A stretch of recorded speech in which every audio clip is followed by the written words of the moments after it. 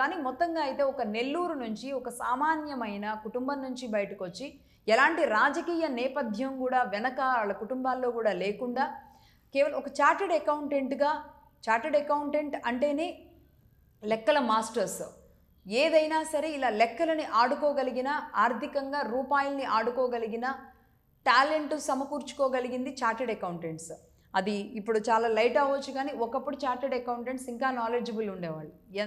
వాళ్ళు దేన్నైనా సరే అది తారుమారు చేయడం కానీ అంటే స్ట్రైట్గా ఏదైనా నిలబెట్టడంలో కానీ చార్టెడ్ అకౌంటెంట్స్కి ఉన్న సామర్థ్యమే వేరుండేది, రైట్. ఇలాంటి సిచ్యువేషన్లో మరి ఆయన వైజాగ్లో కూర్చొని ఉన్న ఆయనకి మరి ఎక్కడ సెగ తగిలిందో, ఎలా పొగబెట్టారో, ఎవరు పొగబెట్టారో తెలియదు, కానీ సడన్గా సుబ్బారెడ్డి గారు ఉత్తరాంధ్ర రాజకీయాల్లోకి ఎంట్రీ ఇచ్చారు.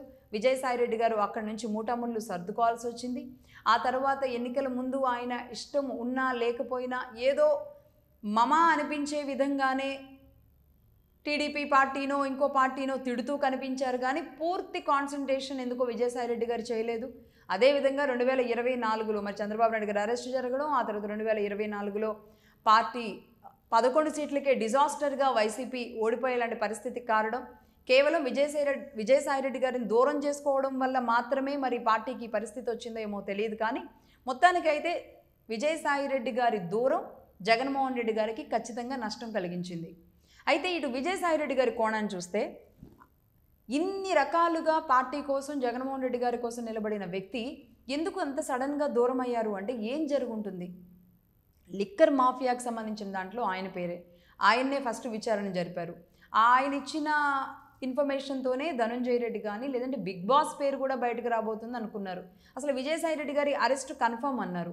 ఏం జరిగిందో ఏమో తెలియదు. మొత్తంగా అయితే విజయసాయిరెడ్డి గారి అరెస్టు ఊసు కానీ ఆ మాట కానీ ప్రస్తుతానికి అసలు ఎవరూ మాట్లాడడం లేదు. బిగ్ బాస్ అరెస్టు అది ఇది అన్నారు, అది కూడా ఎవరు మాట్లాడడం లేదు.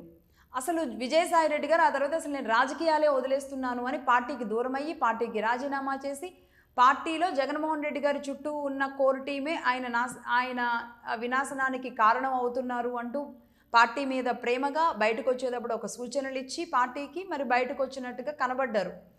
సో మొత్తంగా అలా సైలెంట్గా ఉన్న విజయసాయిరెడ్డి గారు రీసెంట్గా బయటకు వచ్చారు. బయటకు వచ్చినప్పుడు మళ్ళీ పార్టీకి సూచనలు చేస్తూ వచ్చారు. పార్టీకి దూరమైన ఎంతైనా ఖచ్చితంగా ఆ ప్రేమ ఉంటుంది. ఎందుకంటే మొదటి నుంచి డే 1 నుంచి ఉన్న వ్యక్తి కదా, నిలబడిన వ్యక్తి కదా. ఆర్థికంగా ఎవరైతే ఒక రాజకీయ పార్టీకి అండగా వెన్నుదన్నుగా నిలబడతారో అలాంటి వ్యక్తుల్ని పోగొట్టుకోవడం అంత సమంజసం కూడా కాదు. ఆర్థిక ప్రయోజనాలు వేరు, ఆర్థికంగా పార్టీని బలోపేతం చేయడానికి తీసుకునే పారామీటర్స్లో దేనికైనా తెగించి ముందుకు వెళ్ళగలగడం వేరు.